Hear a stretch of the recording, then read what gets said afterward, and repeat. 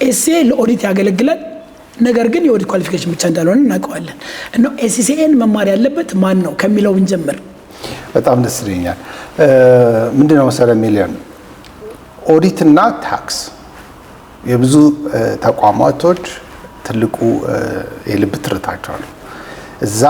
አገልግሎት ላይ ደግሞ ትልቅ ክፍተት ነበር ያንን ክፍተት ለመሙላት ኢሲሲኤ ሜምበርስ ወይ ሰርቲፋይድ የሆኑ አካውንታንት ሰርተዋል ግን አካውንቲንግ ኢን ጀነራል ካሰብ ነው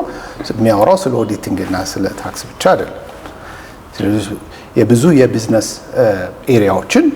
አካውንቲንግ እንደሚነካ እናውቃለን ኤሲሲኤ ውስጥ ሁለት ኮርስ ልትወስድ ትችሉ ይሆናል ግፋቢል ከ14ቱ ከምትወስዳቸው ፈተናዎች ውስጥ ሁለት አንደኛውም ቢጊነር ሌቭል ሌላው አድቫንስ ሌቭል ልትወስድ ትችሉ ይሆናል ታክስንም ኦዲትንም በተመለከተ ግን ኢትዮጵያ ውስጥ ሲመጣ ብዙ ሰው የተጠቀመበት እዛ ኤሪያ ላይ ስለነበረ ብቻ ያአመለካከት አሁንም እንደቀጠለ ነው ግን ኤሲሲኤን ማን ነው መማር ያለበት ብለን ብንወስድ ኤሲሲኤ አንደኛ ለመግባት ለመጀመር የመጀመሪያ ዲግሪ ወር የመጀመሪያ ዲፕሎማ ወር ማስተርስ አያስፈልግም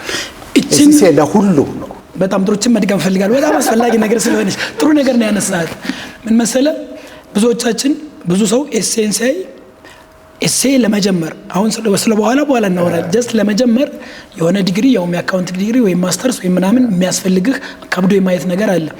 እጅግ በጣም አስፈላጊ ስለሆነ ኢትዮጵያ ውስጥ እንግዲህ በጣም ብዙ ኮሌጆች ዩኒቨርሲቲዎች አሉ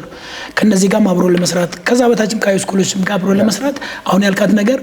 ጠቃሚ ስለሆነች እንደገና ድገማት ግልጽ ላድርገው ኤሲሲኤ አካዳሚክስ አይደለም